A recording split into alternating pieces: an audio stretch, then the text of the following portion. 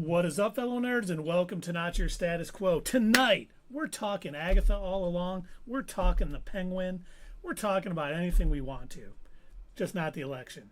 But before we get into all of that fun, Dave, Doug, how's it going, gentlemen? Well, Keith, I am fan freaking tastic, and I want to tell you, it seems like it's been forever. It's been a while.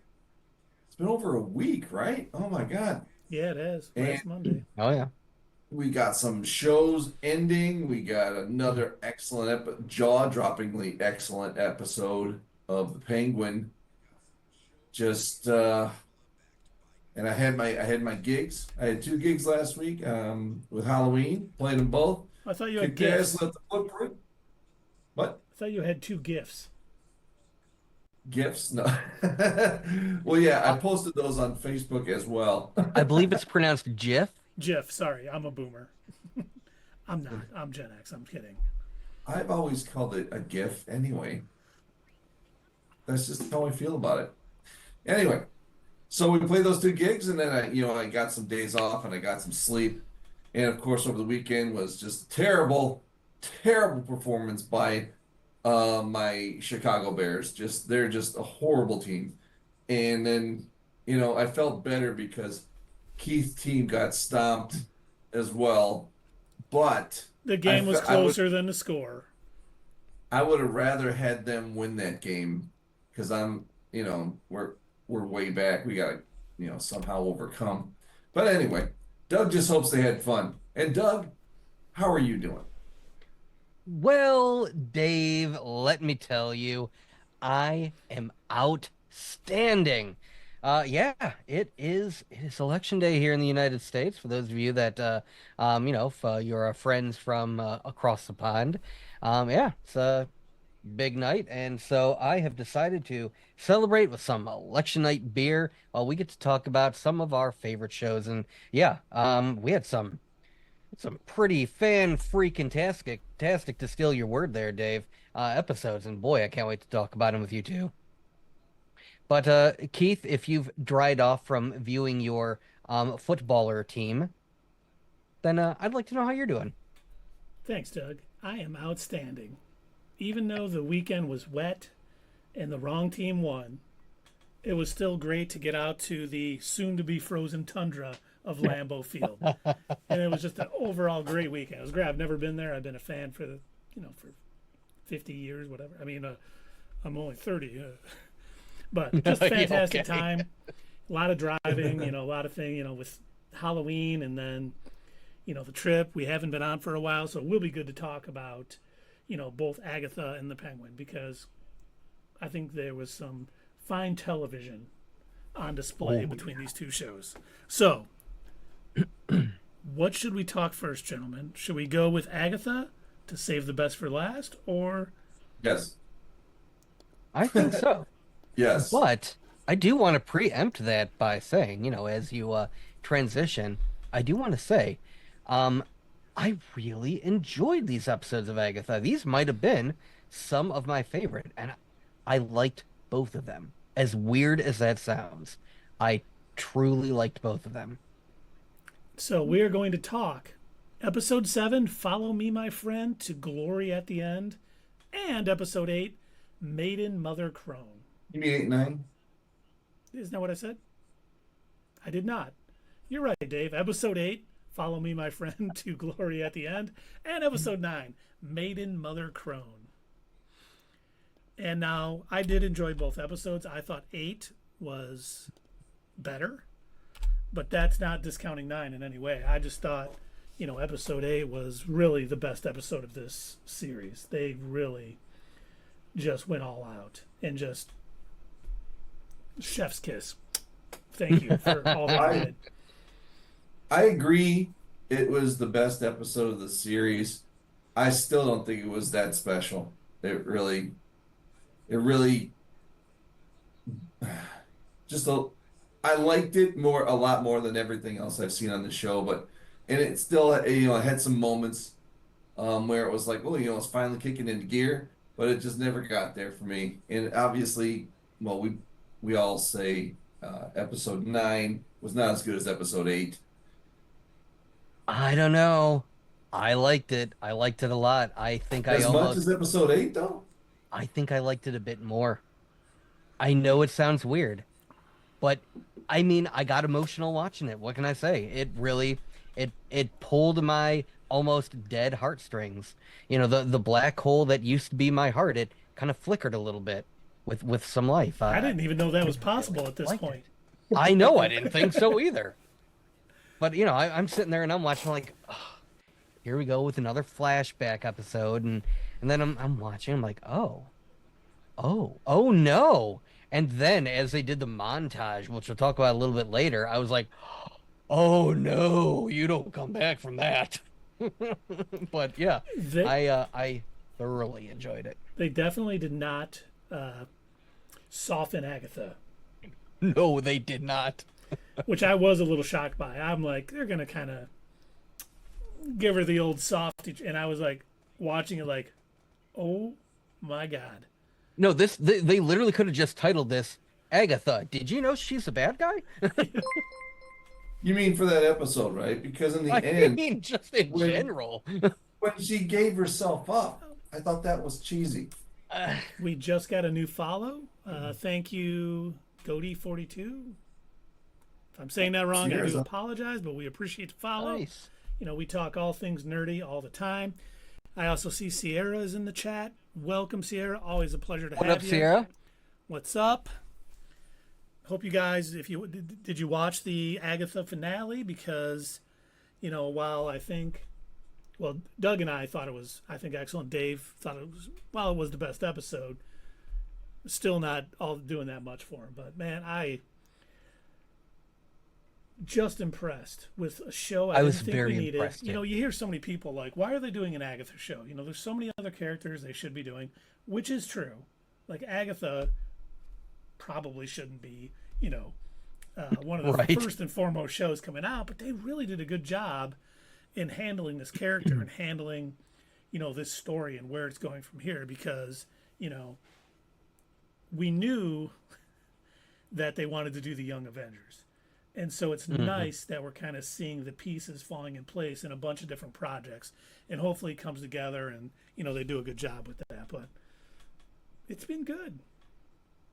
A little better than good. Did you guys notice the theme that they kind of repeated with Agatha All Along that they did with WandaVision? So if y'all remember when they made that, you know, viral song in WandaVision, it was Agatha All Along, and they're like, oh, it was secretly Agatha. And then, you know, come the final episode of WandaVision, we find out, oh, no, it was definitely Wanda. She held that entire town captive. It was super duper Wanda all along. They titled this show Agatha All Along, and then we only come to find out, oh, nope, turns out it was Billy all along. Go figure. What? Now, Sarah said the end sucks and made no sense. I'm so upset. I disagree. Yeah. I thought it made sense. I thought it fit perfectly with what's going on. Explain that, Sierra. Yeah. Now, let us know. I can buy if somebody says that they didn't like the ending, they thought it sucked. Sure, that's fine. You know, everybody's entitled to their opinion. I know that, you know, we have wildly differing opinions pretty much all the time. Like, go back and watch any of our shameless plug at the theater reviews, and you'll see that we vary wildly with our movie reviews pretty often. So Occasionally we're all the same. except for Joker and Venom and Madam Web and When they're really bad, we all kind of agree. right. I mean, all right. I thought it was really cheesy that she ends up. Well, did we skip to 9 yet, or should I just mention that? Mention what you want, dude. Yeah. Okay. I didn't like how she ends up as a ghost. I think Okay. I think that's ridiculous. Mm-hmm. And she's just going to. So now on that spin-off series that to find his brother, Tommy, yeah. is she just going to pop up and hang around him? You know, every second or whenever he needs him, he's gonna pop up like Dexter's dad or something, and pop up and say, well, you know, her point of view to whatever he's doing. Is she gonna follow him around? And can anybody else see her? I think she could probably be seen by anyone she wants to be seen by. But I kind of like the fact that she was kind of like, I don't want to go to basically see Nicholas at this point because I'm kind of embarrassed with what I've done in my life. And, she was kind of worried to face him because of, turning his little childhood song into a mass murdering spree. Right. That's the world. Like I'm sitting there watching. I'm like, boy, she's racking up about as many numbers as Mr. Owner of the Ten Rings over there. Like I swear they could be like competing with each other. He's like, yes, I led armies and I conquered all of Asia. And she's like, yeah, those witch trials? Yeah, that was literally just all me. And it was funny because I had an aha moment while I'm watching this. Like when you find out it was just made up to trick people, like we kind of thought it was, or at least we thought Agatha had never actually traveled to Witch's Road, and we know why because it wasn't a thing before. But why, when Alice's mom was singing the song with, in her concert as a coven, why it never opened? Because it wasn't a real thing. And I was like, oh, wow. That poor lady. All she wanted to do was go ahead. Go ahead and finish. Cure the curse on her daughter, get rid of it. And that's all she wanted to do. And it was all just a big hoax. Just a way for Agatha to steal witches' powers. Yep. And I know you guys don't feel this way, but thank God I never have to hear that stupid song again. Are you sure about that? I will part. Are you sure about that? Maybe I'll hear it again, but not willingly at any point. No. The version that they played during the end credits of the final episode by the band Japanese Breakfast, I thought was the best version of that song that I've heard. The others are fine. They're there. Didn't really care for them. I thought that they overplayed the song in the second or third episode or whatever, when they finally open up the door to the Witch's Road. I thought it was a bit overdone at that point, and it seemed like they kept doing it over and over again. And I was like, okay, this is gonna be like another one becomes two becomes one, or whatever the hell that song was from the Acolyte. I'm like, oh, they're doing this again, another witch song. Okay. It will never be as bad as that. Well, at least in the Acolyte, they only did it once, See, but it was funny because to me, I didn't mind it. Anytime they played it, I didn't mind hearing it. It was like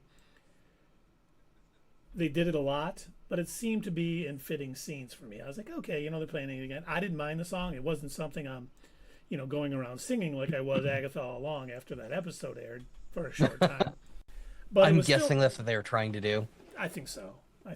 Yeah. And, they got to learn, don't be like every studio. Something works once. Don't keep going to that well.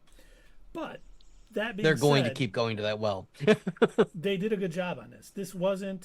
There was a lot more thought put into this than just, hey, we need another Agatha show because she was, off the charts and social media posts about Agatha because of that song. They put some thought into it, and I think they made a good show. And I am legitimately surprised by that.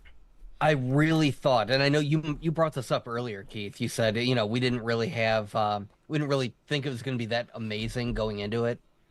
And yeah, I agree. I think when we first heard they were doing an Agatha show, and especially when they couldn't settle on a name, we're like, okay, this is a bad idea. They are trying to make an entire series out of a one-off character that's basically just serves as like a mentor to Wanda most of the time when she shows up in the comics. Like, she's there, but she's not like a central character. It's like, it's weird that they would make a whole series about it. And so going in, I had very low expectations for the show. Agatha is a character that has never had a solo comic. She's always been like a side character in the Fantastic Four, helping the Scarlet Witch, learn her powers and things like that. And there's like so many Marvel characters that have had solo comics that haven't even, been brought into the MCU yet. That probably should have been first. But that being, I'm not going to hold that Wonder against Man. the show. Definitely Wonder Man. I mean, we got to wait till December of 2025 now. Why are you waiting that long for the greatest superhero ever put to comic? I just don't understand. Saving the best for last. Oh, that's right. Thank you. Sometimes the sun does go around the moon. And just when you thought a chance had passed, you go and save the best for last. Oh, everyone's gone. Oh, We lost everybody. In fact, when I was watching, they just turned it off. I just But it was, you know, that Sierra, what happened? I want to hear what Sierra thought. Why? I think she's busy typing out. We're probably going to get a couple pages. You know, but the fact that, you know, they like at the beginning of this episode they come back to the starting point, you know, they put their shoes on and they end up, and you know, I thought they did a really good job with, you know, figuring out that Agatha was the actual, you know, that bounded Jen, and then she got it out, and then it's like, oh, you know, you what you wanted from the road was finding your brother, so I'm going to help you, and he ends up, you know, putting his soul into another kid that was drowning. I was like, for a kid that thinks he's good, he's doing some questionable things, but Mm-hmm. I'm not going to get into that. And then finally, you know, Agatha is able to take, you know, that thing from Nicholas and grow that plant. They all get out. And I was like, Dandelion seed, yeah. yeah. I'm like, oh, cool. You know, they did a good job on that. And then when Rio is waiting for her, like at her house, and I'm just like, I'm going to pause this for a minute. I'm going to get a drink because giddy up. Here we go. And you And know, one of you is going, and they never had a ghost character. I mean, what do you do with a ghost character? well, just because they haven't done it before doesn't mean you shouldn't. And I mean, I hate to go back to this well, but she was a ghost in the comics for a long time. And she would come in and I was help. going to She say was that, like, but I was like, I don't know if that matters. it really doesn't, but they probably did it because she was. And, you know, they even made her like with the gray hair, almost a lot more comic accurate. Not that I like that term, but for this. And I think it was probably, maybe Kathryn Hahn was like, I'll still pop in and do some stuff, but I don't want to be a full-time, you know, Marvel. 15 variants of Agatha showing up in Secret Wars probably isn't what she wants to do. And we don't want it either. I'm just waiting for her to like show up in front of like Doctor Strange, and he's like, "Oh, another exorcism. Great, I'll take care of it." No, no, no, no, no. Now, you know, I wonder if they're going to have Death, now that she's there, interact with Deadpool at all. I They hope need so. to. They have to. Oh, I hope so too. I know Aubrey Plaza said on one of the late night shows, I don't remember which one, she said that she has always wanted to be in in Marvel, and this is like the perfect character, and she said that she definitely wants to play this character again. She apparently really loved doing this. And it showed. I mean, she really Oh looked yeah. like she was having a She had good time. fun with it. And the way that Agatha looked like she was going to trick Billy into being, you know, taken by death, and then she ended up sacrificing herself. I was hitting the feels a little bit. I was like, wow, you know, she really I cares have a about this question for kid. you two about that. Okay. Did she actually sacrifice herself for him, or again, was this part of her calculated? Well, I've already made this, deal with Rio that if I get him to say that he'll turn himself over to her, then she has to stay away from me, and therefore, if she kills me, I'll become a ghost. Like, was she doing like a whole, sort of like just playing the game and, using him to her, using the loophole in the deal to her advantage? I think she was using the loophole to her advantage. Because just from what we've seen of her character, even though she might sometimes care about Billy, I don't think she cares enough that she would actually sacrifice herself. I think it's more likely that it was just convenient enough for her to avoid going to the afterlife. Exactly what I think. I think there was no way that her character, the way they have crafted it over two full seasons, she would give herself up. Yeah. That seemed like a last second decision on her part. So maybe, I agree. Doug's right. She had it calculated in her head. If this happens, then this is what I'm gonna do. That's the way that I took it. And again, maybe I'm nihilistic or whatever. I'm looking at it like, oh, because they've done a very good job of making sure that we know that while sometimes she does bad things for a kind of good reason, overall she's done just a lot of really bad things. Like Yeah. I'll still fully admit when it comes to WandaVision, between her and Wanda, she's the good guy, minus the choking the kids with her magic lassos. Other than that, Yeah, Marvel is so good at doing villains, you know. oh I yeah, mean, oh my DC got gosh, it yeah, right. we said that DC got it right countless with the times. Penguin, you know, and we'll talk about that later. But yeah, they you They can get it. yeah, you can relate to their villains. Mm-hmm. And you know, they think they're good people. Just like Mm-hmm. talk about all the atrocities that Loki has made, Yes. and people still like him because they can relate to him. Speaking real quick, I'm not going to tangent totally, but did I tell you all a couple of weeks ago that I ended up rewatching the first season of Loki? No, you didn't. Yes. I got an itch and I was like, you know what? I haven't watched it in so long. It's a great series.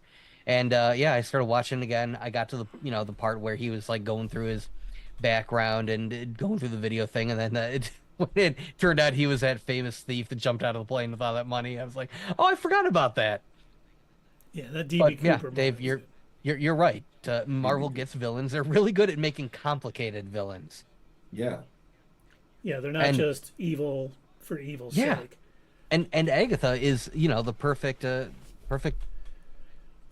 not explanation. What's the word I'm looking for? Example. Agatha is a perfect example of that because in the next episode, after she, dies, we basically get almost the entire episode as a flashback. And normally I would complain about that.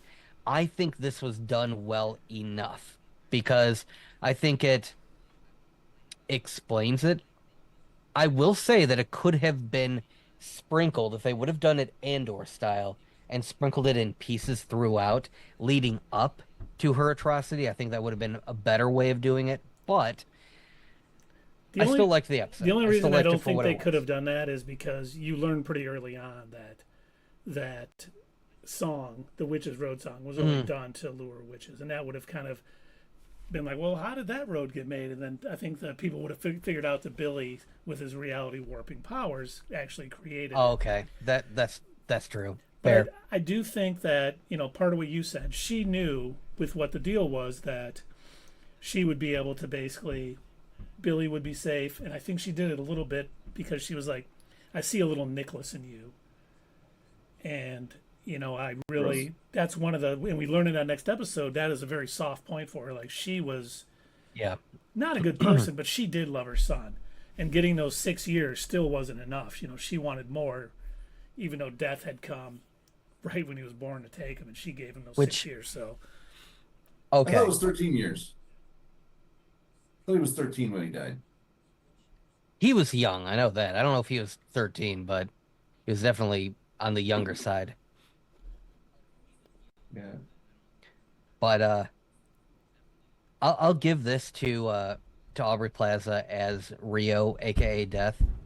She played that part so well, and it's There, I don't know if we've fully discussed like the idea within Marvel what this personification of death is. It literally is just a part of, don't get me Disney, the circle of life.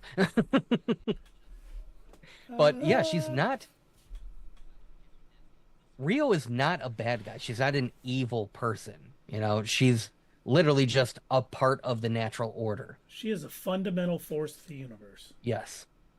She's up there with, well, I mean, she is, obviously more powerful than even the Celestials. She ranks above them in as far as, like, she's just necessary. And she truly is, one of the immortals, or if you were to use DC terms, an endless. Yeah.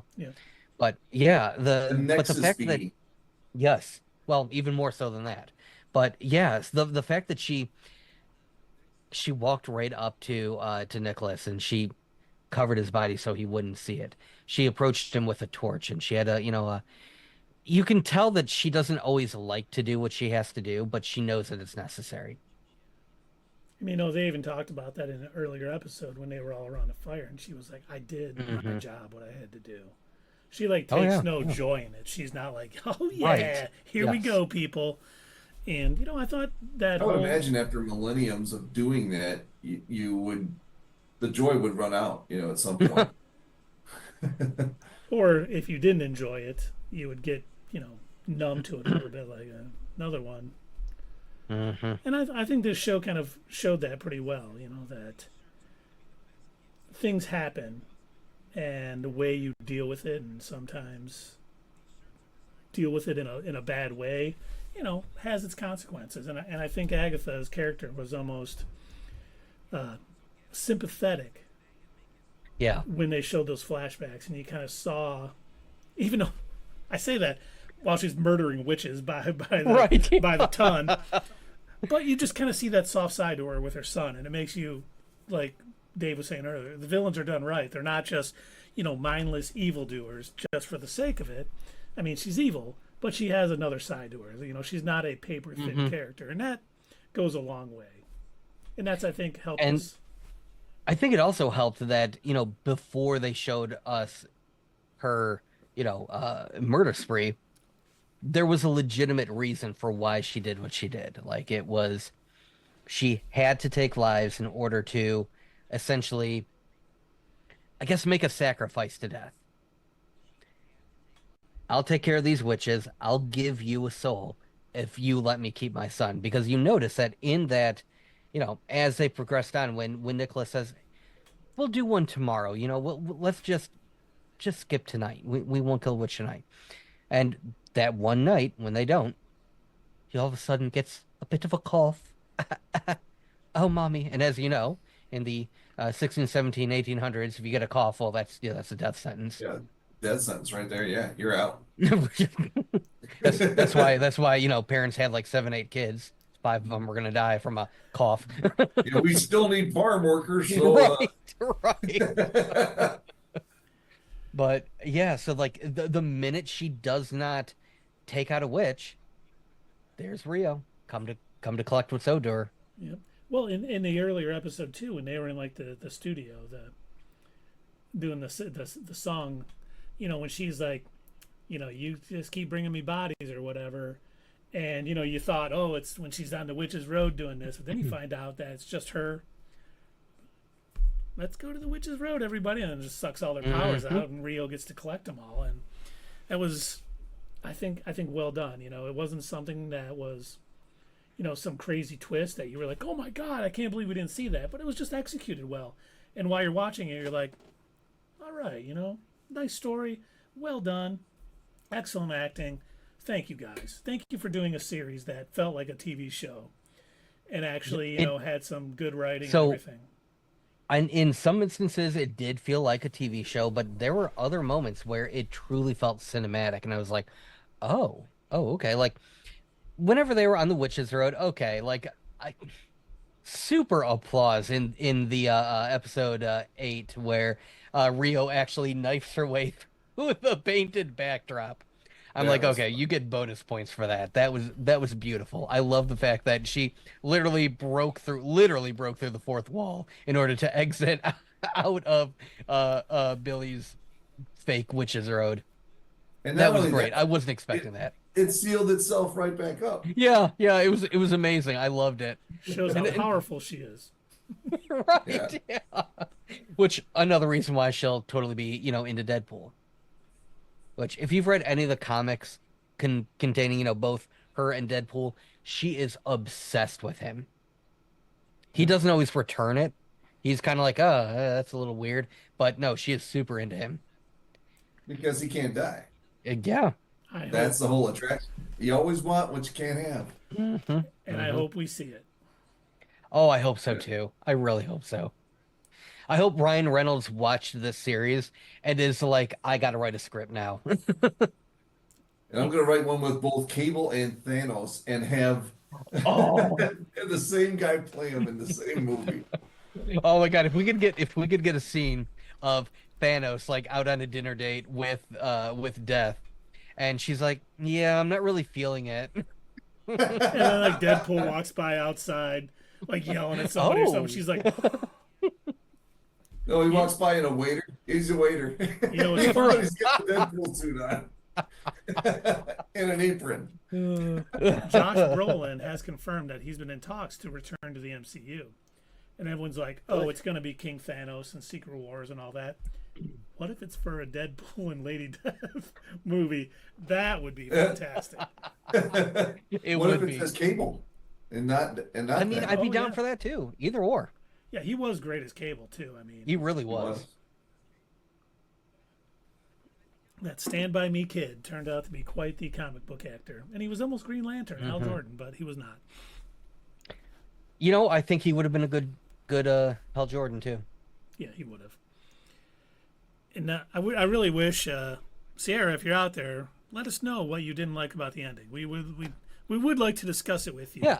I'm curious what you found confusing about it, like why you didn't think it made sense. Because, you know, while some of the, I'll fully admit, some of it was a little basic. Like, personally, I did not understand why Agatha felt that she needed to fight death. Like, I mean, come on, she knows. Beast of Bang, come on. She knows who death is. Like, she knew that she wasn't going to win that. I don't know what, other than, you know, because it's Marvel and we got to have, you know, a big fight, minus the Skybeam. I was disappointed by that. Now, not to get sidetracked, did you guys like Wiccan's costume?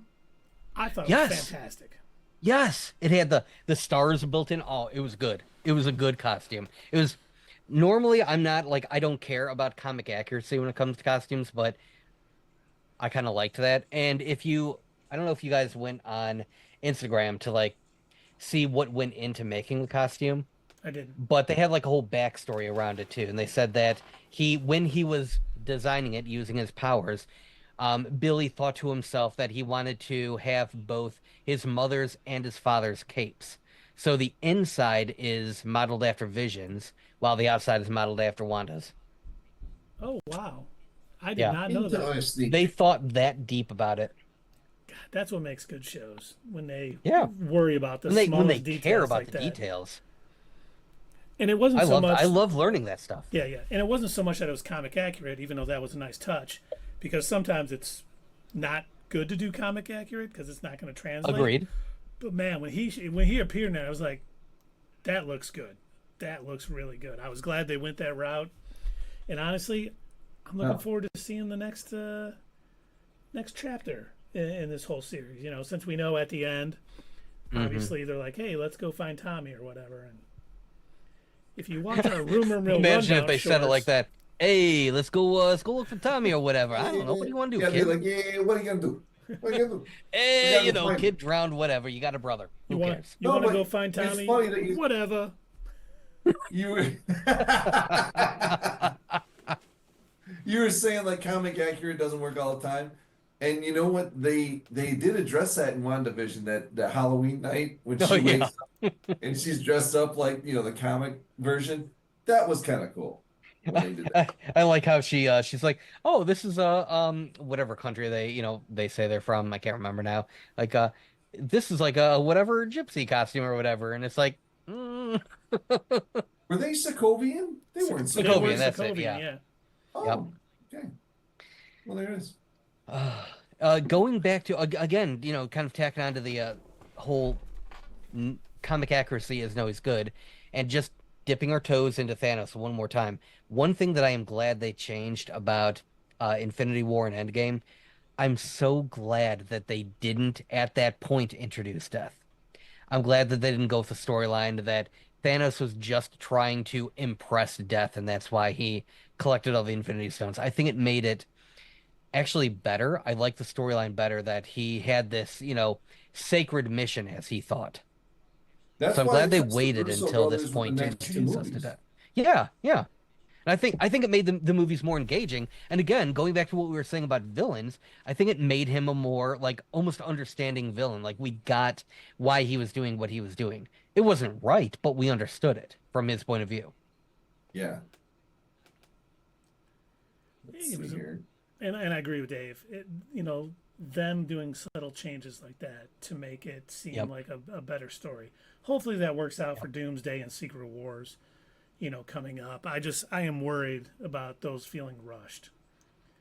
Because Yeah. while the Infinity Saga took a little while to get going, once it got going, it was all in, and they've kind of started down the Kang path, and now they're pivoting to Doom. man, I just don't want that to be bad because Doom is such a great villain. If they, you know, I guess if they mess it up in the multiversal saga, you know, they could always get a new actor and do it a little differently. But man, they got to get that right because Doom is way too cool of a villain to have it, you know, fall apart like we've seen in 2 different Fantastic Four I was iterations. about to say, now, you know, Fox only messed it up twice. 3 if you count the unreleased movie. He was great in the unreleased movie. Back on. The what? Sierra's back on. Oh, good. Good. Oh, yeah? I hope they bring Agatha back to life somehow. I think he meant somehow, but we'll take it at face value. Right. But it's been seeming like death is permanent in Marvel. Yeah, Yeah. I could go one of 2 different ways. So on one hand, I'm pretty sure she's probably going to stay a ghost again. This is what she was in the comics for a while. She was like a ghost mentor. It was for Wanda, but you know, still the same idea. But on the other hand, if they truly did want to bring her back as a living person, it could always be within the realm of Billy's powers that he could find an empty vessel for her. Yep. They've set up a way to bring her back if they want to. Exactly. But I really do like the fact that Marvel has been, especially James Gunn, has been very animate about, like, Yondu would never come back in a movie alive. And good. He was, deaths have to mean something. I know, Yes. you know, the difference that between comics and movies, you know, you get basically 12 comics a year, sometimes 24 in a year when they do it, you know, twice a month. You got to have a lot of stories. So, you know, crap's going to be just retconned and all that other stuff. When you're doing 2 to 3 movies a year and maybe a couple shows, you don't have to do that. You just have to, you know, write it better, plan it out better, and it can be done. Mm-hmm. Now, you know, Sierra, I wanted to see her and Wanda face off. They might still in some sort of way because Wanda does have, you know, reality bending powers also. And I don't think anyone thinks she's dead. And she may find out, like, if she finds that Billy and Tommy are with her, that may set her off a little bit because, you know, even though she's, you know, a super good guy and always, you know, goes by the Captain America Code of Conduct, you know, would never trap an entire town or anything, you know, she might. Yeah, okay. Well, her and Wanda did face off in WandaVision. You wanted to see a round 2? Without the Skybeam Did we lose her again? this time. Lost. Yeah, that may be. Think about it. Agatha could only hold her own with her because she was in control of the Darkhold.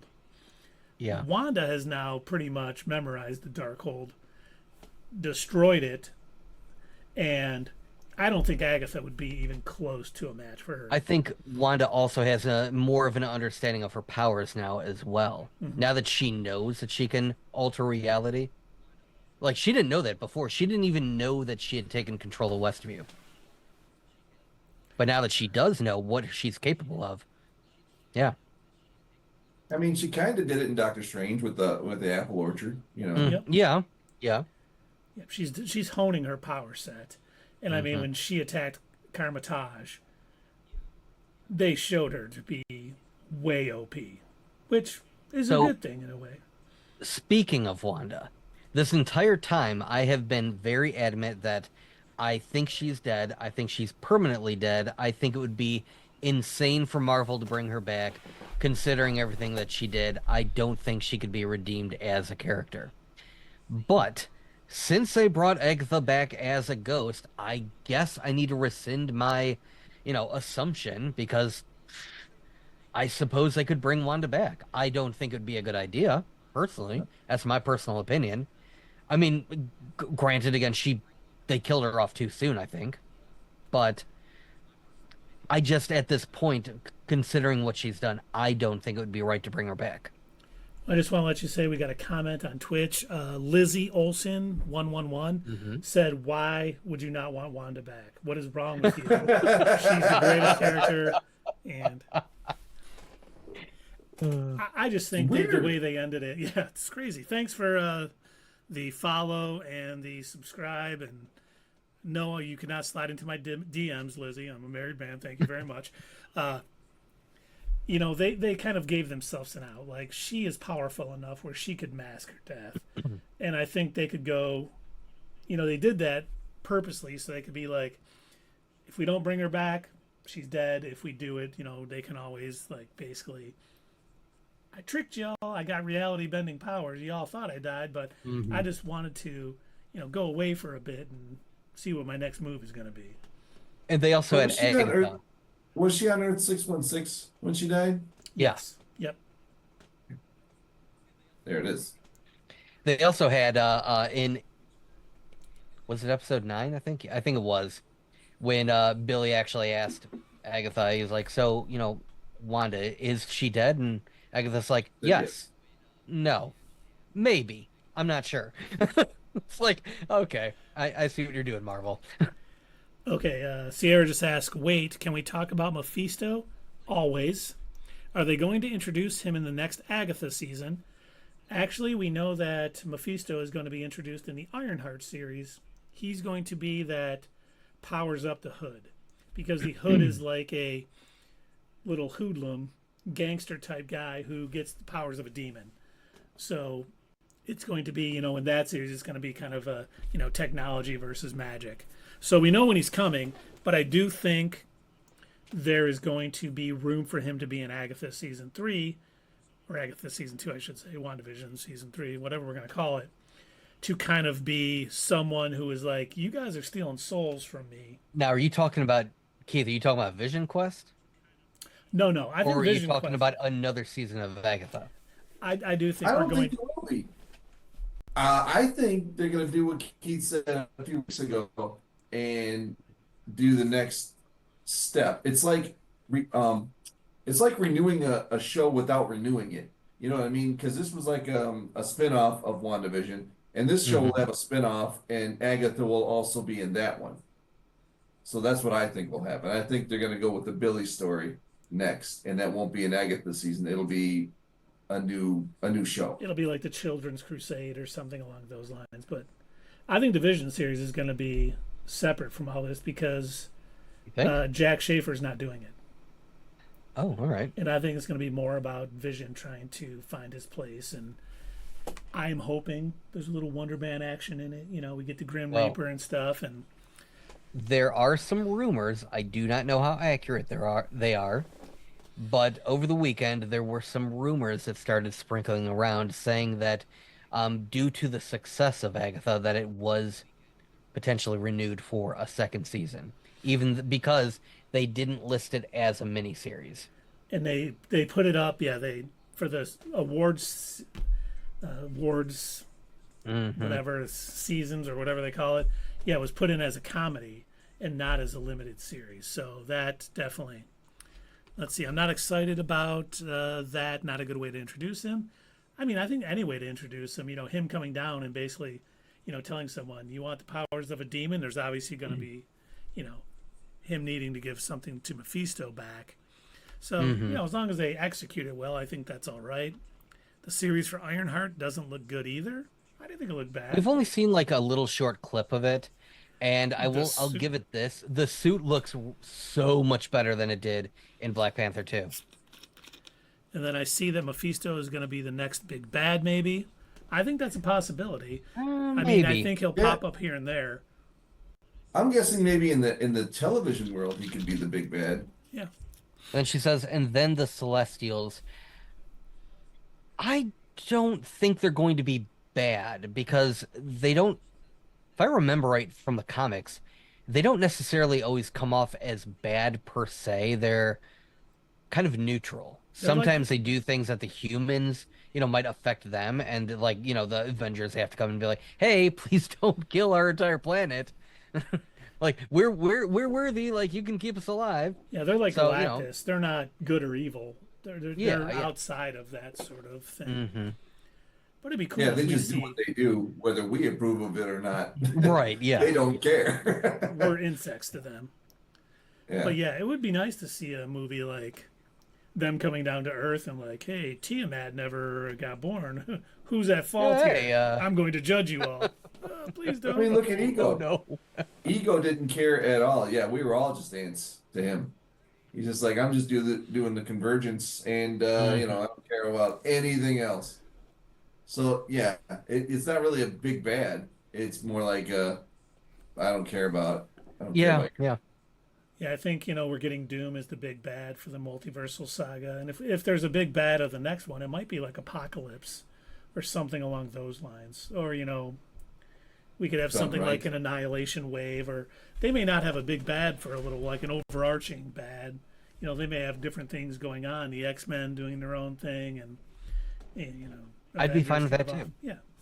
And then they'll all come together Yeah, at certain give times. us a few grounded bads too. Like I know that we're gonna see Wilson Fisk in Daredevil Born Again, but I want to see him outside of the Daredevil series too. I want to see how he affects the other heroes.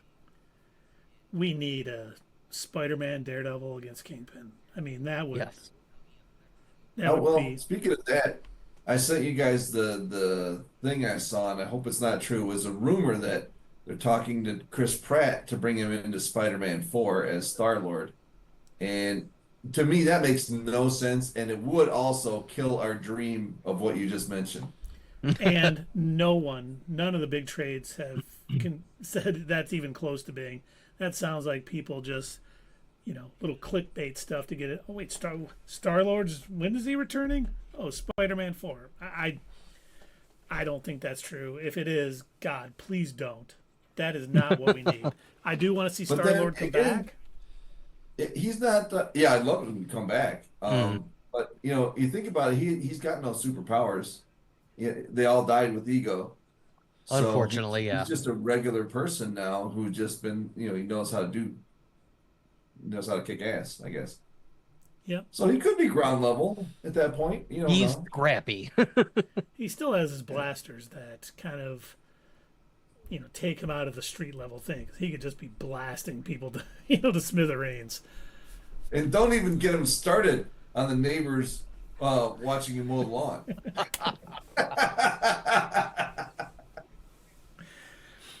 All right, should we rate these Agatha episodes, gentlemen? Unless there's anything else you want to add before we do that. We I, could rate them per episode and then the whole series. Is that what we're doing? I think yeah, I that's what think we that's should what do, we yes. should do. Okay. Did I Dave, go interrupt you, ahead. Doug, or were you ready? Dave, you Ready go for me to ahead. go ahead. Oh man.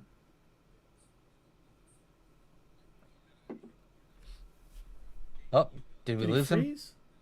His I fan's think not he did. moving, but I don't know if his fan was on earlier. I think he froze. Yep, I think you're right. Well, do you want to go first, Doug, or should I? Sure, I can go. Let's get it. So I have been Wait, he's pretty. back. Oh, he is back. Yeah, we don't know how long though. This damn internet tonight is driving me nuts. It's like Well, I'm a pirate and there's a steering wheel coming out of my shorts. It's driving me nuts. Wait, I didn't see the dad joke getting cashed in. What? Okay, I'm giving out freebies. Okay, before Dave gets started, hopefully your internet stays up. Sierra rates the whole series as a 6 and the last 2 episodes a 4. And it's a kid's show. Yeah, it is a kid's show, Dave. We don't need your pirate jokes. Thank you very well, much. Oh. I mean, I don't know about All that. right.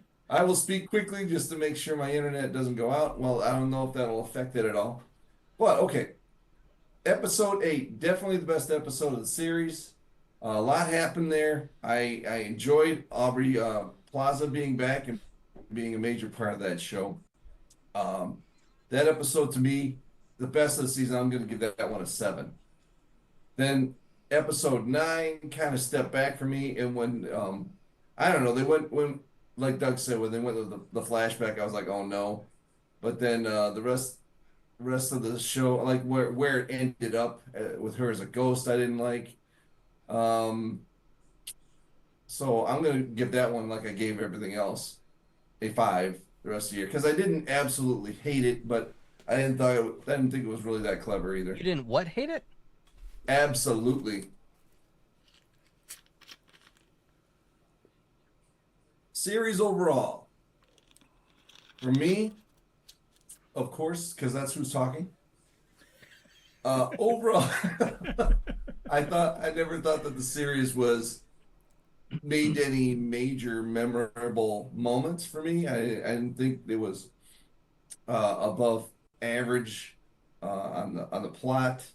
I didn't think it was below average either. So it was just your average show to me. So, but with that eighth episode giving it a little bump, I'm going to give the overall series a 5.5. All right. And hopefully my internet doesn't go out. Hopefully not, because we still got to talk about Penguin. Yes. So, I agree with you for the most part. I really liked these episodes. I did not understand the hype over the previous episode. Um, cannot remember what it was titled. You know, swords drop down, tarot cards, jumping around through time. This was dressed up like the It was Wicked called Witch. Death's Hand in Mine. Okay, Death's Hand in Mind. The internet loved that episode. I was kind of like, take it or leave it. I was like, whatever. But these two episodes, I thought they really stepped it up. I thought it was good. I love that they finally revealed that twist. And by the way, let me just say this, because we've talked about recently some shows that have had twists that we don't care about. Like, there's no mystery. This I thought was interesting. I was like, oh, because I mean, part of me in the back of my head, I'm like, something's off about this Witch's Road. But Keith, out of the three of us, I think, because he definitely typed it first. Dave, I won't speak for you, but as far as I can tell, Keith guessed first. But as I was saying, it's now my turn to go ahead and talk about Agatha All Along, what I thought about these episodes. And like I started off saying before we lost our connection for a minute there, I personally did not understand all the hype that was surrounding the previous episode, Death All Around Us, with the swords and the tarot cards and the jumping through time. To me, it was more of a, I don't know, it was kind of irritating to me. Like, I didn't get it. Everybody seemed to love it. They all thought it was the greatest episode ever. In fact, I believe it was on multiple articles listed as the best of Marvel television, period. Like, I was like, whoa, okay. Did you not watch Loki season 2? Because A little bit overhyped. right, yeah, that's what I thought. I'm like, a little overhyped. But these two episodes, I actually thought they were better. I thought they were better than the previous one. I mean, right off the bat, starting off with Rio finally coming back, and then we get to see, you know, what happened with what's her name, and getting sent off to the afterlife. And oh, I felt so bad for her when she's like, but I just got the curse lifted.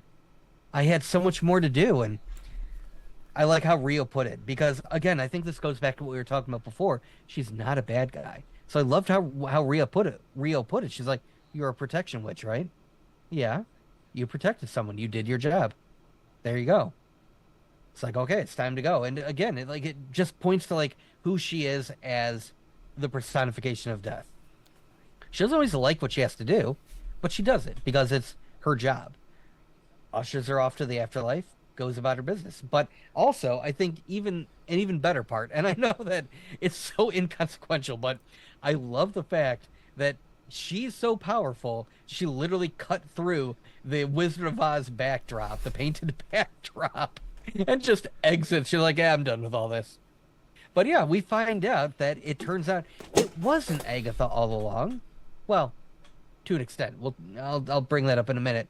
It was more Billy all along. Billy created the Witch's Road, and I love that. I loved that twist because it got me. I'll fully admit. I'm pretty sure out of the three of us, Keith guessed that first, but it totally got me because, like, I did not. I think there was back in my head, a little voice like, "Hey, something's up with this," but I don't think I fully guessed that Billy did it. It wasn't until, like, you know, towards the end when. Tommy. What's that? Tommy. No, it's Billy. Tommy is his brother. Tommy is Speed. Yeah. Billy They called Tommy Maximoff all- was the kid here. They called him Tommy the whole show. No, they No. didn't. They called him They Billy, dude. I have that backwards. Jeez. Yeah. Okay, go Well, they ahead. called him. They called him Teen quite a bit.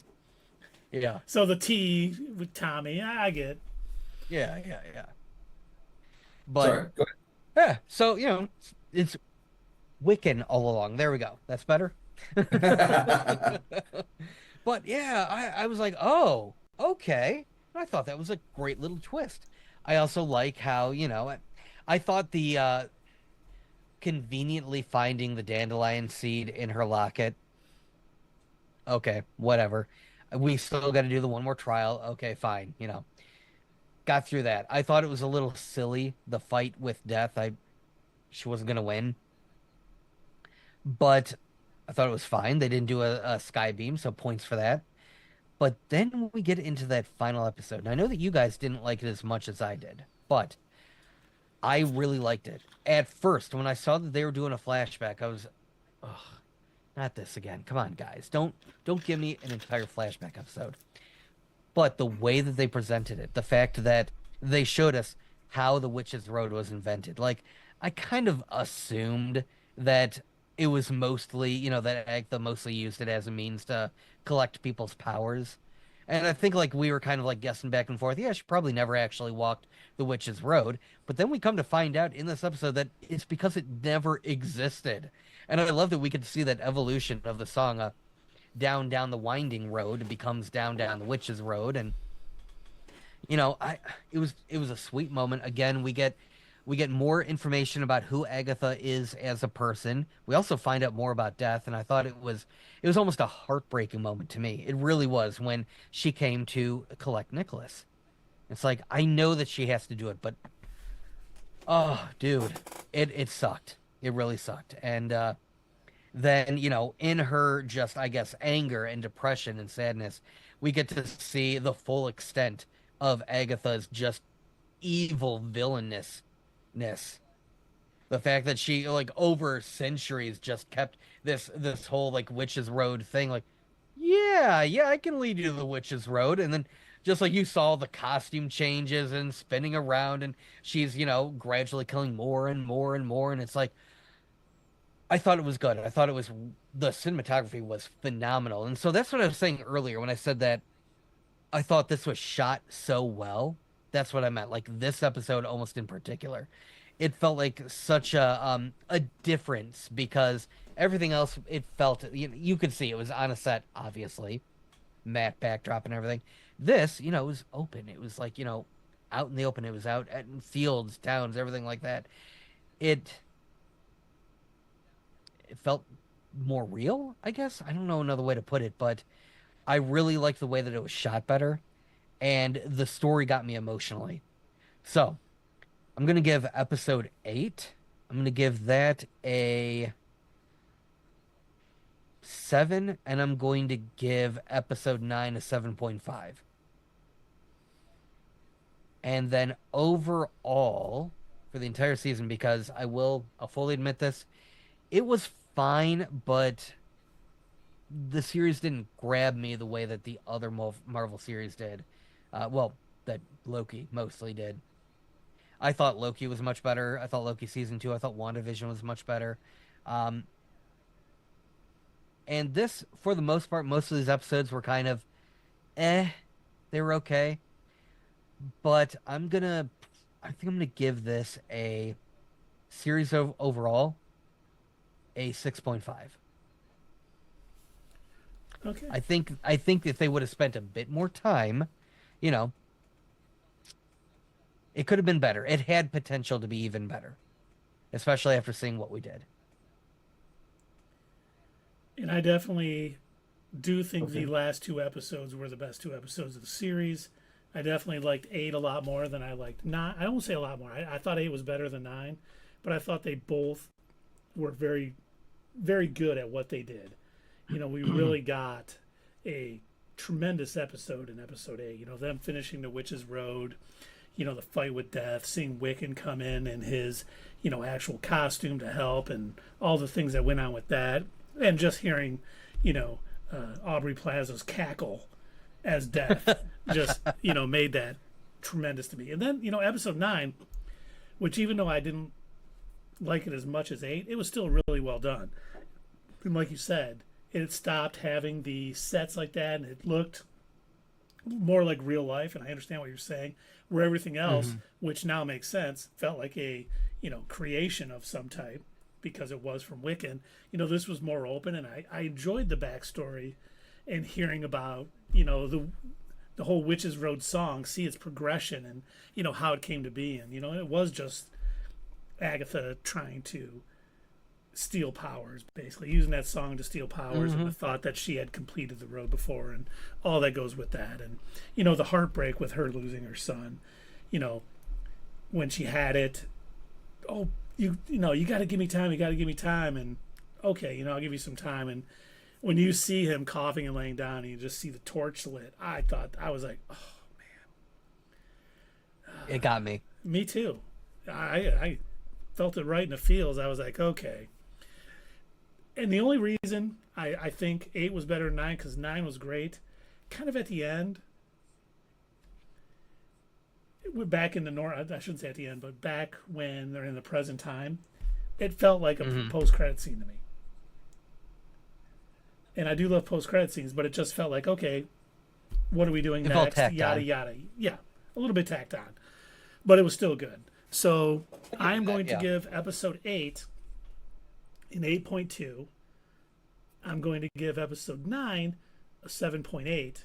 And I think I'm going to give the overall series a 7.5.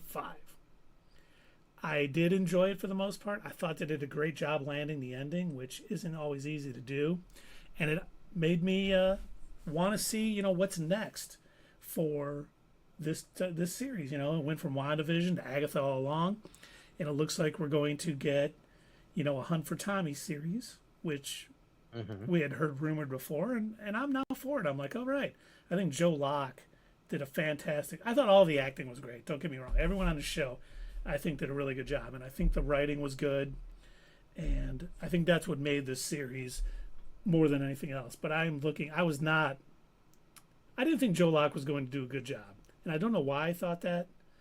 But seeing him playing Billy throughout this, he had very good range and he did a great job. So I am looking forward to this next little part in this WandaVision Agatha thing. Maybe it's going to be the Children's Crusade or something along those lines. But you know what?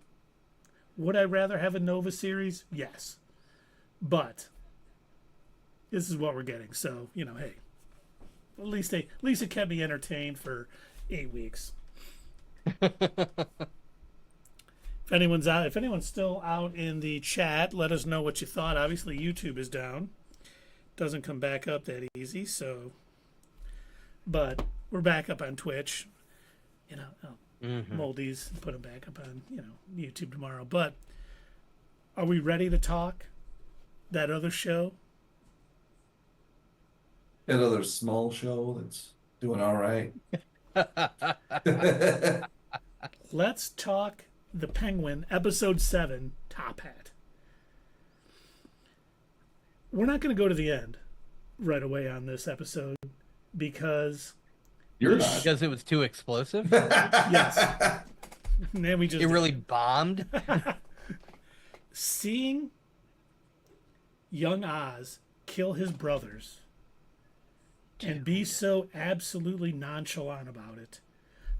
What kind of nonchalant? Absolutely Absolutely. nonchalant. To me, was a great way of taking a character that they've humanized almost throughout this whole thing and really show what kind of psychopath he really is. They're reminding us. They're not letting us forget. This dude's a bad guy. Yeah, that's the perfect word for it, Doug.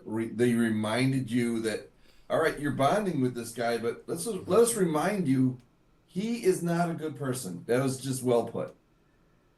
So the next time when we see Batman 2 and he's, beating the crap out of the Penguin, it's like, yeah, he deserves that. Hit him again! Especially for all the families that died in his little underground mushroom. Oh, but we're not jumping to the end. Yeah, don't jump to the end here. But I And mean, Sophia, speaking of the underground, his brothers, dude, how did he do that? Like, I mean, I get that he was like a little jealous over, oh, mom's giving my brother some attention, but like to knowing, like he knew what was gonna happen. Come on. Yeah, he didn't feel bad about it either. He's like, they No. pick on me all the time. I'm not gonna feel bad about this. And And you know what? They lost $50 in the whole deal. yeah, yeah. But I don't think his brothers picked on him as much as he thought they did. Like the older Right. brother was like, "Hey, we're sorry, Oz. We didn't think about it or whatever." Because kids that age aren't like, "Oh, my brother's got a club foot, so we can't go down this ladder and hide down here." They were just like, "Oh, it's a good hiding spot." Right. But Oz definitely took it like, "Oh, this is a slap in the face," which is how his character has been this entire series. It all goes back to that first talk with Alberto Falcone, and how when he started like making fun of him a little bit, he just lost his cool and shot him. And he wasn't like, "Oh my god, I killed somebody." He's like, "Okay, I gotta get rid of this body now." Yeah. And this just hammered that point home even further. And I was like, that is a great way to take away all of the. And he's a pretty good guy. He cares about Vic and he cares about his mother. And oh my god, he killed his brothers and was watching a musical with her, knowing they're probably Right. dead. And like when he's like like raises his eyebrow when in the scene he's like gunning down the other dancers, and he's like that's a good idea. I was like, wow, way to go, showrunners, Penguin writers. You have reminded me. I'll use your word. You reminded me how terrible this guy is. Thank you. Yeah, and Nitpick moment, by the way. you know, Did he, it bother either of you that when they started that movie, that it wasn't at the beginning of the film? No. I didn't think about I it. caught that right. Like they turned on the movie and it's like in the middle of them singing. I'm like, that's not the beginning of the movie. And you know that he would kill Vic if, if he pissed him off enough.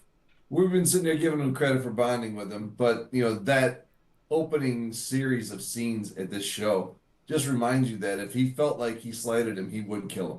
And if it helped him advance in any way too. Yeah. Yeah. Yeah, he will do anything to advance himself. He does not care about really anyone else except his mother. Well, you saw the way that he was talking to that one mobster as a kid too. Yeah. Like he clearly knows. He knows this guy works for the mob because he even talks about it as an adult to Alberto. He talks about like the mob that ran his hometown. He Yeah. knew what this guy did. He knew that he wasn't a great guy, even though his brother's like, Oz, don't talk to him. You're like, but Oz, in his mind, he's thinking, well, this is going to benefit me. I want to talk to this guy. And how about that scene with his mom and Sophia? That that was incredible. I mean, the way she bounced between consciousness and just like losing it for a minute. Right? It Talk was about just acting like chops. seamless.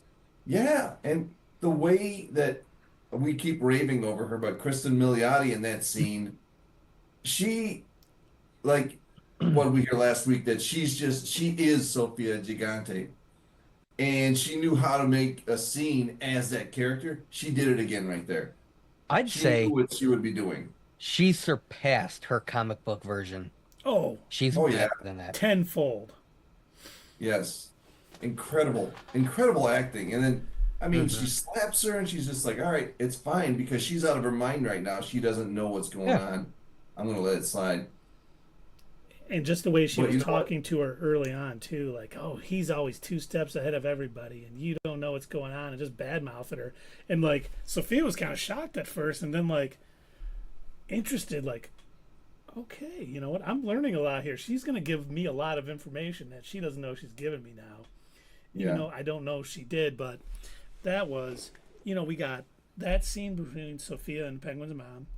We got the scene between Sophia and Gia, where she like had that moment when she was like, wow, you know what, I'm being exactly who my dad wanted me to be, and I'm Yep. gonna stop. I like how that got into her head so quick. She's Yeah. like, yeah, I am literally just repeating. I'm doing the same thing they did. And Oh man, the way that she was able to kind of like launch herself off of that point and figure out her next move. Boy, if there was going to be any kind of antagonist for the Penguin, this is it. This is perfect because she is so smart. And then the scene between Salvatore and Oz, and then ending in Sal's death, which Hmm. when he started dying of a heart attack and like Oz just went off. Like you couldn't beat me and stuff, and he was beating I was him. like, Yeah. all right, who's got the death note? Yeah. You can't beat me yet. You can't die yet because I need to say this to you before Right. you die. Did you see like how quickly he's like, I beat you, I beat you. He's making sure everybody hears it. Yeah. And you know what? Like we were saying earlier about Balin and everybody, when the underground went up, he protected himself and nobody else. He didn't even Oh say. yeah, of He course. didn't even say bomb everybody out. He didn't say nothing. He just He ran. took off. So how are they going to react to that? They're all going to be dead. I mean, I think they're all dead. Yeah. yeah. Yeah. And So where's his army? He still needs an army. well, remember he told Vic, "Go, get me an army."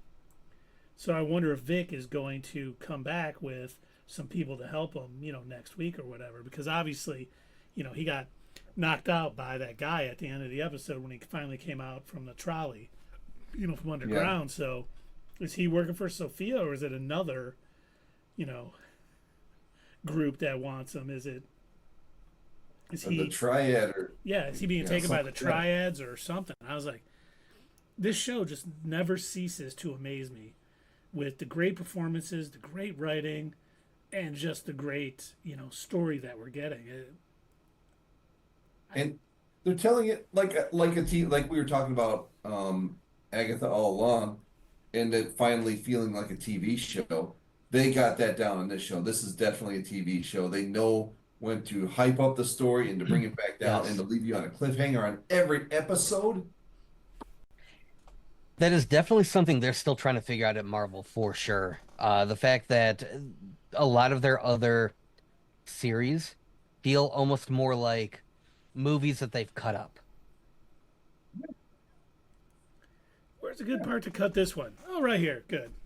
45 minutes. Let's place it in there. Yeah. They're in DaVinci cookie Resolve. cutter. Cut here. Okay. Episode Oh, 1. God.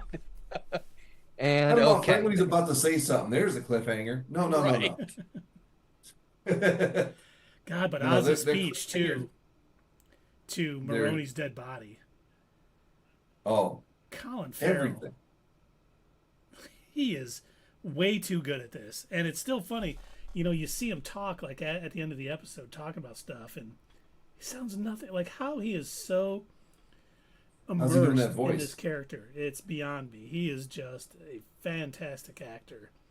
And they're getting And how he could not want to do it again.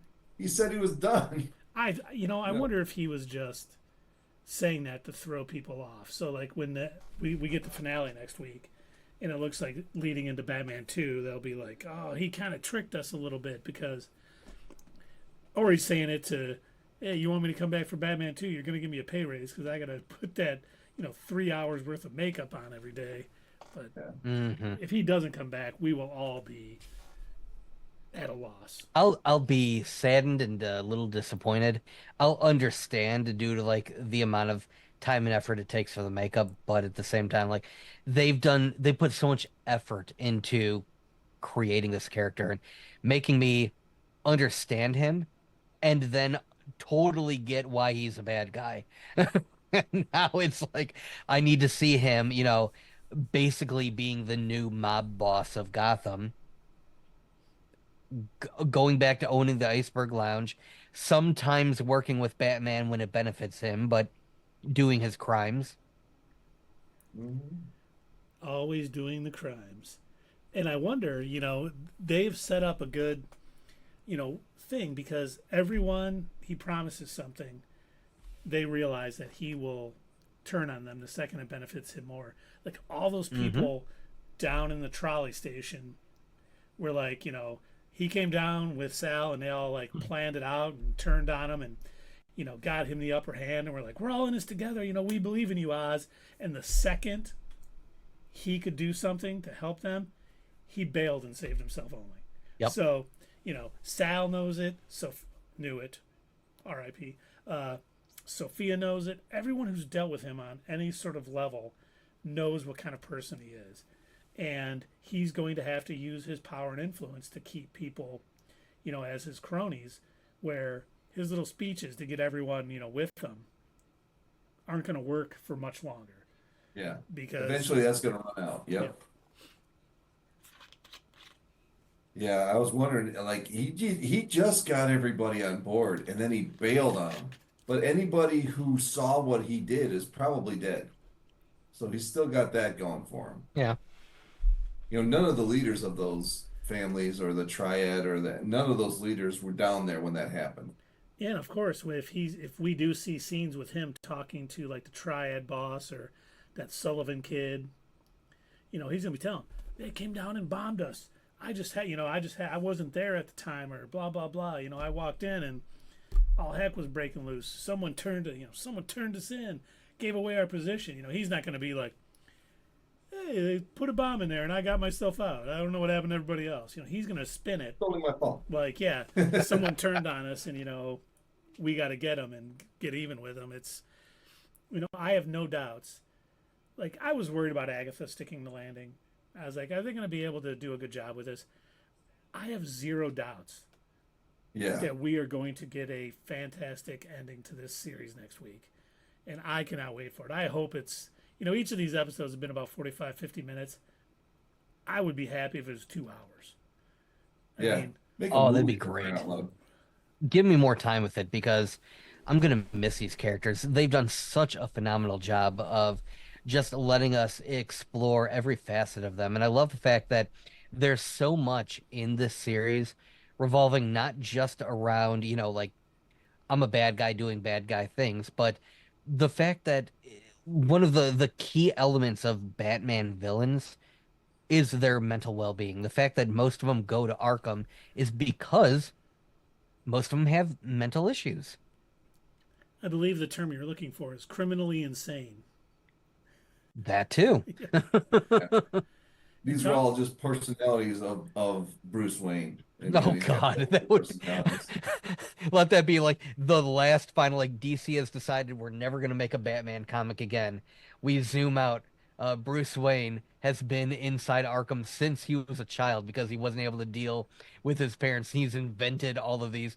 Gotham, it just turns out, is just a normal metropolis. There are no, crazy criminals running around. Right. Bruce, it's time for dinner. And then the Joker. I have to stop the Riddler. Sure you do, buddy. Eat your pudding before you stop the Riddler. No, the Joker is gonna... The Joker poisoned it with his laughing gas. Oh, did he now? And actually, outside, like, the guard is like, what's the guy? Bob Kane. He's like right in the stove. Hey, this is pretty good.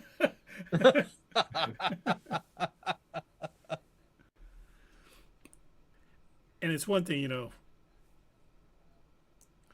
to see that little girl cutting herself when she went in and Gia, was cutting herself because dealing with, what Sophia did. I did not expect that. And I was like, oh my God. And part of me thought that she was going to end up trying to adopt her. I think she knows that where I'm going and what I'm going to do is no place for a kid. And I think she's always had a soft spot for Gia a little bit. And realizing that, she killed her whole family. And when she's telling her, when she finally was like, yeah, okay, I got to be honest with this kid. And, I'm they were all doing bad. What my dad, they were all bad people. And they deserved what they got. I was like, is that the right thing to be telling this kid right now? And now, if she did adopt her, then that would be in the back of her mind at all times. Like, she's going to eventually come and get me. And she doesn't want to have any emotional attachment to anybody because she sees what that a could be weakness used it against is. her. Yeah, she sees the weakness that Oz's mother is to him. So she's not going to do it. Like, especially, I see Dr. Rush or whatever his name is. You know, she's stringing him along because he's helpful. But like, if Mhm. someone kidnapped him and like, hey, I got your boyfriend. Yeah, go ahead and She's kill him. like, I'm fine. okay, I Man, don't care. yeah, just I hope next week we see Vic show up with some people, and I honestly don't think like Vic is going to die anymore because they've done a good enough job of showing that he is the type of person already that'll be the Penguin in Gotham. They don't need Hmm. to have his mom die. They don't need to have Vic die. He is already there. He is that sociopath that is going to take that mantle. And I think it'll be more not, Vic dying or his mother dying. It's him finally Hmm. getting that power in Gotham and basically being the head of the mafia there. That's going to be that final piece that turns him into that, supervillain that we see in Batman comics. And I cannot wait to see it. I hope we get Yeah, like, Hmm.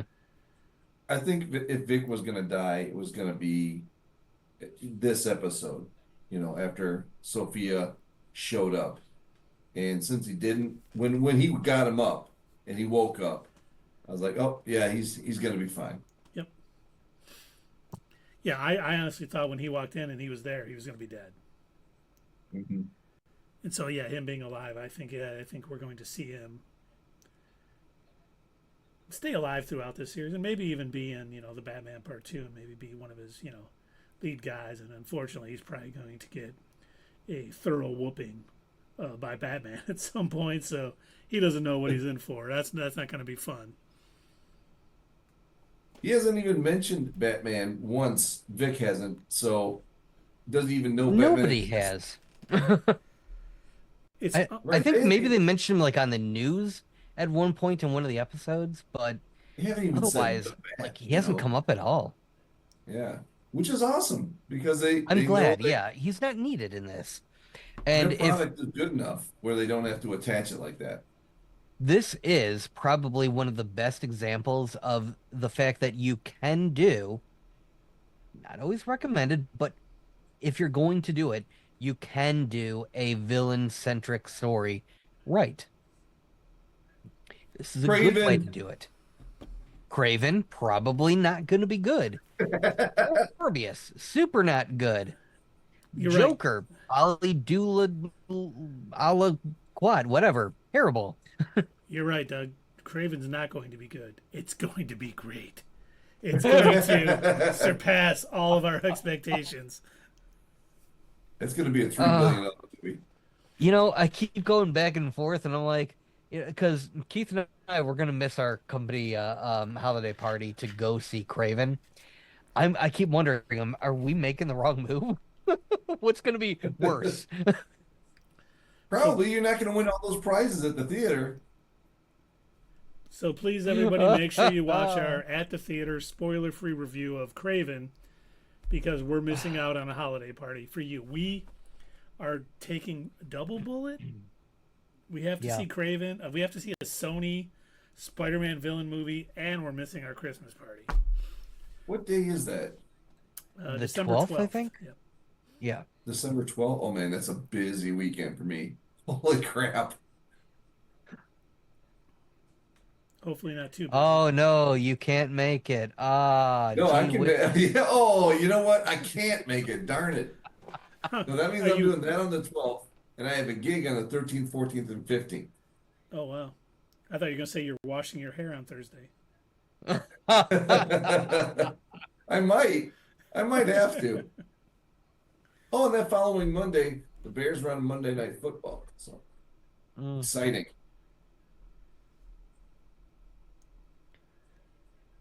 Well, with the Penguin ending, and it's going to be a while before we have something concrete to watch. To let all of our fellow nerds out there know, we'll probably be tackling another anime or so in between.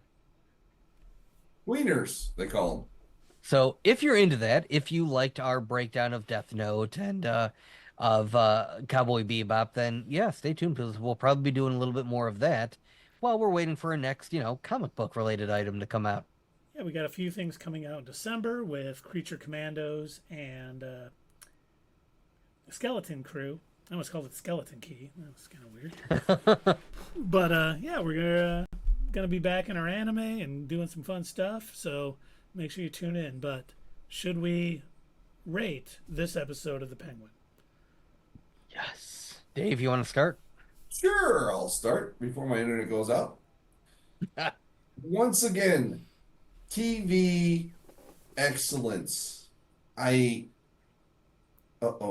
Froze again? No, you're not frozen, dude. No. Oh, now he is. Oh, now he is. Ugh, jeez. Well, Doug, would you like to give your review while we're waiting for Dave? Well, the minute that I do, he'll probably come back. So I will give it just one more minute just to see. Or I'll lose Dave internet. back there. He is. See, well, I saw him here. move a minute. Hold on. No? We hear you, Oh, but I you're heard not him. moving. Yeah. Are you there? Oh, there he Oh, yeah, goes. there you go. We got you. I probably jinxed myself by saying that. By the way, I knew it. I knew that. I told Keith, I'm like, no, if I start talking, he's gonna come back. Yeah. So where did I leave off? Did I get to the part where I said I wasn't a man? No, you should repeat that in full detail. No. TV excellence. This show, everything that amazing scene between his mom and Sophia, and there's only one thing that I don't like about this show, and it's a very small thing. I don't like her psychiatrist doctor guy. I don't like him. Some about him rubs me the wrong way. Maybe his character ends up doing something. I don't know, but that's the minor detail, because he's not in it that much, that I don't like. He's a bit of a creep. Yeah, he's kind of a creep. Yeah, maybe that's what gets under my skin. I don't know, but for this episode this week, I'm gonna stick with what I've been doing. I'm gonna give it a 9. I'm not gonna go up to a 9.5 like I did that one episode, which was completely amazing.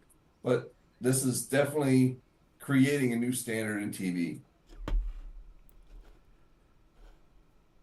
I gotta agree with you pretty much, Dave. This was phenomenal. This was some of the best TV that I've seen. I always look forward to watching the next episode of The Penguin, and this is truly like, talking about our water cooler moments.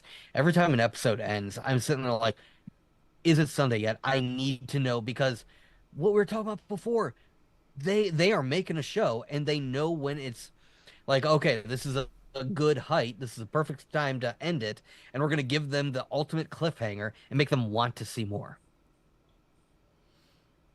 And we always And yeah, this episode, it had everything. I mean, I loved it. I thought it was phenomenal. Like what Dave said, I don't think it was as amazing as the one where we saw, Sophia end up gassing her entire family. That was an amazing episode. That was like top tier. All the awards for that one, but no, this was really darn good. It was pretty close. I really liked what they did. The fact that they showed us Oz's backstory, because, we've been understanding him a bit. We're seeing where he's coming from, and we get that he's just, kind of trying to survive in this world of crime. And it was almost getting to the point where we were starting to root for him, especially the way that he treats Vic. And then they remind us, no, he's a villain. He literally knew that his brothers were going to die, and not just die, but drown to death, die. Like, colossally evil. So, boy, I mean, what a way to, like, start that episode. And he's sitting there just chilling out, watching a movie with his mom, knowing full well what's happening. And I thought that was like just an incredible thing to do. Now, going back to another point that Dave made, where he said that he doesn't really care for the psychiatrist character, I'll agree with that. And honestly, he does come off as creepy, and I think that's on purpose. And also, that little thin mustache does not help. That does not help at all. Like I seriously, I'm waiting for him to literally be like DC's new villain, just the Creeper. And it's like in Batman's next adventure, he's going up against the Creeper, and he looks at Alfred and he's like, actually, can we not? Like, gives me the ick, man. I know I said I wouldn't kill, but I'm killing this guy. Uh, he shows up at the Batcave. Hello, I am moving in near the neighborhood, and I must inform you. Ah!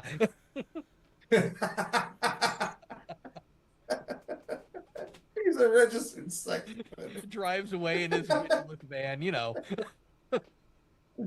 He just got his registration to go through. Right. But other than that, everything else in this episode was so well done. The flashback with Oz, the way that they had his mother interact with Sophia, as Keith was talking about earlier, so well done. I love the fact that Sophia doesn't just like, go off. Like she understands. She's been in a mental institution. She's been in Arkham. So it's like she sees what's happening and she understands, oh, she's got dementia. Okay, I get it. Yeah. And her father would not have let a slap like that slide, but Sophia understands. And I think that makes her even more of a compelling villain. And the fact that we're watching her learn from everything and grow and evolve to the point where she's like, yeah, you're right. I am just repeating everything that my family, my father, all of them did. I need to switch things up. All right. We're going to play games, Oz? Gotcha. And the way that she sent him that very explosive greeting, I mean, wow. What a way to end the episode. Not only that, but we have the little side note of Sal dying via heart attack just to really put another one over on Oz because he can't even get that. And now his entire operation is destroyed. His entire crew probably dead. I mean, overall, this was just a fan-freaking-tastic episode. I've also got to give it a 9 out of 10. Yeah, I mean, we cannot say enough good things about this. We got the flashback, showing that showing his true character, with what he did with his brothers. We got the scene with him and Sal and how that all ended. We got the scene with Sophia and his mom and just how fantastic that was. We got the scene with Sophia and Gia and how that kind of turned things around. And then, I don't know about you guys, we didn't talk about this in the review, but when the car came in, the guy ran out or whatever, and he went. She's like, "Did you find it yet?" And he opened it up. I was like, "Oh my God, that's his mother's body." And when he threw it back and it was a bomb, I was like, "Oh!" I was like, "That they got me good with that right there." And I mean, that just was the cherry on top of just a tremendous episode. I mean, I can't say enough about it. I'm going to give this a 9.33333 repeating. It was darn near perfect. And while, much like Dave, I don't like that character of Rush either, I'm with Doug. I think that's intentional. Like, he's playing it off that way. And you see Sophia using him. Like, she knows what he is, and she's using him just for that effect. And it just all makes sense, and it's just, every minute the show is on is just, bliss. Pun intended. I see what you did there.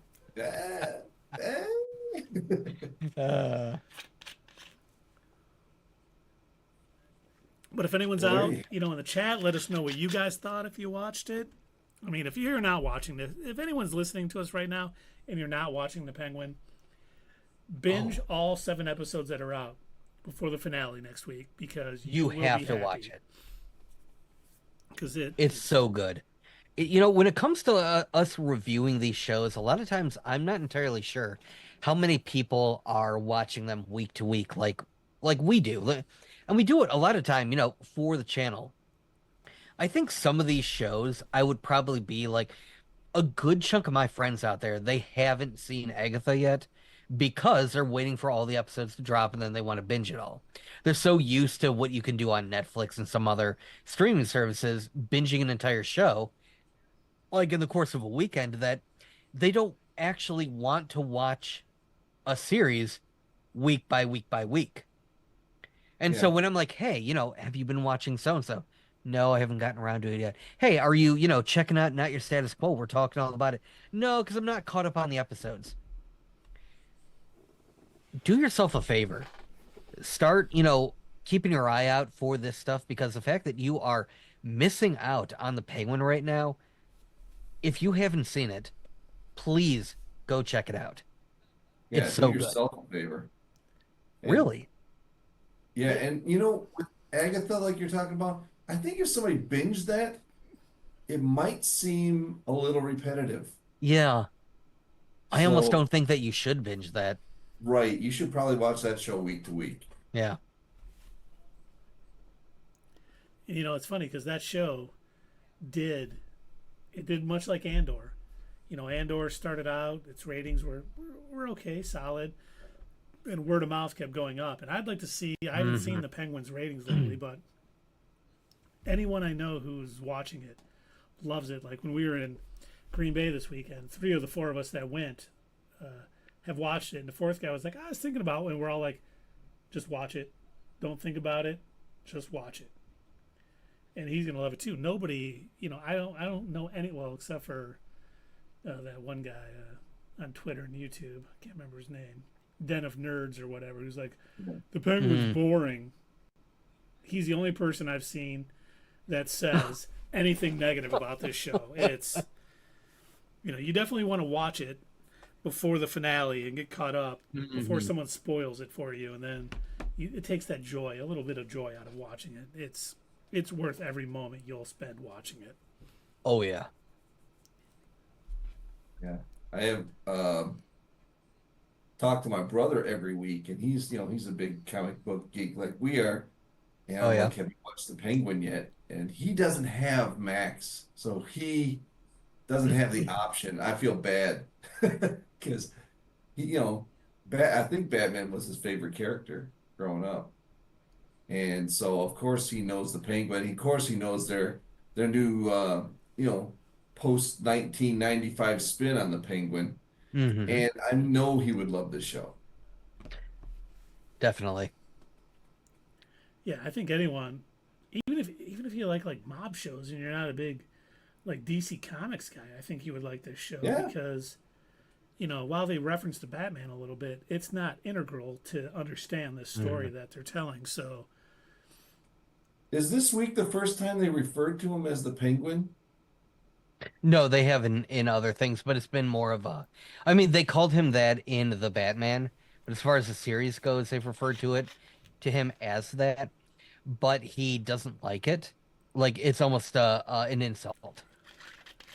Yeah, it's just the first time that I remember somebody saying it out loud. didn't Sophia call him that in the episode when she got In her taken flashback apart? episode? Yeah. Okay. I think so. Yeah. But still, that they've said it 3 times maybe on the show, and they used the Riddler, said the Riddler once, and that's not because he's just a Riddler and everybody knows him. It's because he created an atrocity that he had everybody an saw, actual effect on the world that this takes place in. and he called himself the Riddler, so that's why they call him that. Yeah. So it's not like all just supernatural. It's not where like. And they don't even address the Batman. They don't even call him the Bat or nothing. They don't say nothing. Yeah, no. It's This great. is almost as grounded, if not more so, than the Dark Knight trilogy. Agreed. Indeed. They're doing such a great job of world building. I mean, I'm loving it so far. The fact that like we're learning so much more about Gotham. I'd say even more so, weirdly enough, than the Gotham series. Oh I yeah. agree with you. Now, Sierra did say, you spoil it for us, and I might as well not watch it and watch you guys, LOL. Yes, absolutely. Absolutely. Well, Sierra, you're supposed to watch and then come here and we can discuss. Yeah, we both. Do like Or your just opinion us. on these things, young lady. But, the thing is, too, and we were talking about them not mentioning the Batman on our trip, and I'm like, you got to think about it too. Like the Batman, not everyone has seen like him. his second year of doing it? Not even that really, and it's kind of like people not understanding Jedi, and there's really Jedi in Star Wars. People are like, probably some people are afraid to say there's a guy dressed up like a bat and I saw him. They're like, I ain't saying anything. So he's not really well known yet. He hasn't been around for years. Stopping these supervillains, yeah, and beating up criminals and everything. He's beating the pulp out of a couple dudes. So the story will start generating, but they almost don't know that he's a vigilante at this point and what's going to happen. So I think they've done a good job of not mentioning him. And I guess, I don't know if this is true or not, but Robert Pattinson was seen on the set of The Penguin. Really? And they did say, I don't think he's showing up in this. I think he was just visiting the set because obviously, this is going to play a little bit into the second Batman movie. So I don't think it's necessary that he shows up at all. But I wouldn't hate it. I wouldn't either. As long as it's done right and I trust these people to do everything right, it would be fine. Completely. Maybe an after credit scene after everything has happened and the dust is settling. Oz looks up and he sees him at the top of a building or something. Oh, yeah. Oh, my God. Oh, yes. Dave, yes. That would be great. He's feeling like so full of himself or like, being the head, and then he just looks up and it's like the scene from the animated series where lightning strikes and you just see the bat. Oh, my God. That would be so amazing. Oh, my God. Yeah. I hope so. I really do. Now we need that. We'll find out next week. If they don't do it next week, I can't wait. I'm giving it a negative score. You know what? They better have Mephisto on there. No, seriously, I would be happy if they did something like that, but at the same time, they've done so well at allowing the show to exist without Batman that I could go either way. Yep. I won't be mad if they don't. It would just be like a cherry on top if they did. Yeah. Yeah, that would. But exactly. It'd be like Michael Keaton at the end of Morbius. That's what it would be like. Wait, did Dave's internet go out again? I swear he just said. Yeah, I think that must be what happened. Guys,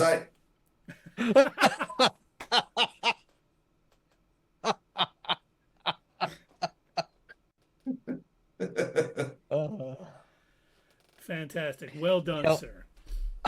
I remember when we were doing our at the theater review of Morbius, I remember saying that it was already like not a great movie, but I probably would have given it maybe a 5 or a 4.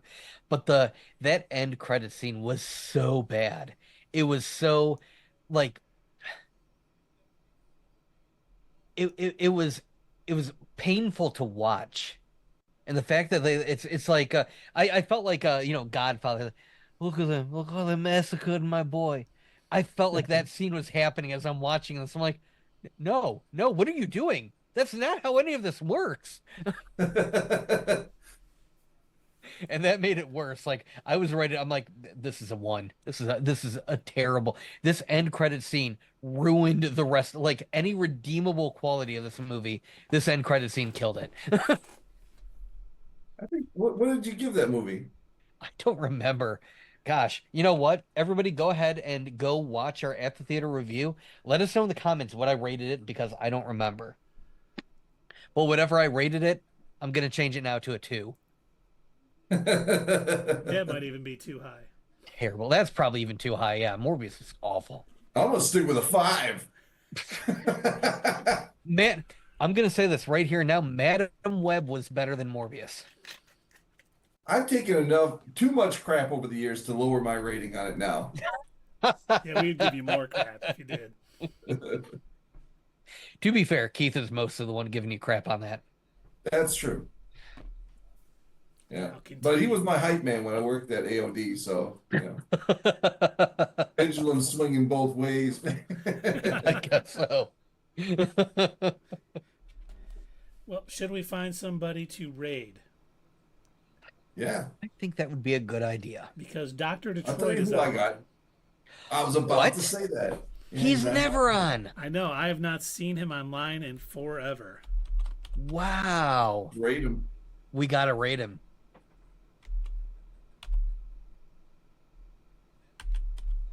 Now, Keith, Dave, are we going to be here on our normally scheduled Thursday to stream? This week, no. Okay. Unless something Glad pops that up. we got that out there. Unless something pops up between now and Thursday that we I need to doubt talk it. about. Yeah, I do too. But you never know. You know, there's stuff coming up. Maybe we get a Superman trailer that drops out of the blue, even though it's 7 months from now. Maybe we get a Spider-Man, Friendly Neighborhood Spider-Man, which is maybe.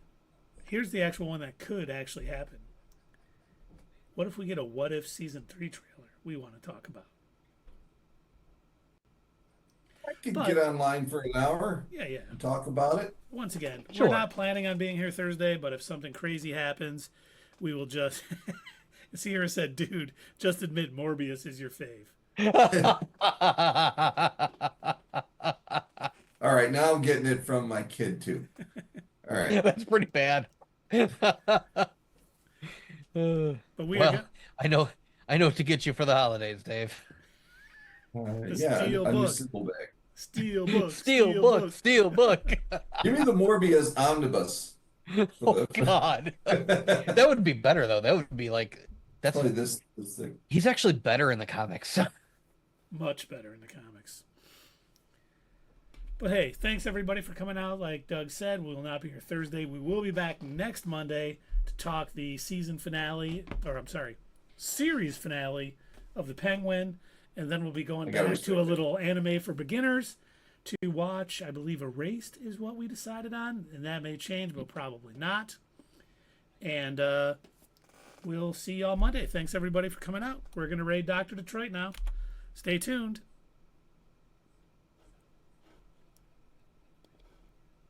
Hey fellow nerds, I hope you enjoyed this video, and if you want to see more of this stuff, make sure that you check out our Twitch stream. We try to do these live Sunday or Monday nights, 8 p.m. Eastern Time. Keep an eye on our social media to find out when you can join in live and chat with us during these live streams. Also, as usual, don't forget to check out our other social media.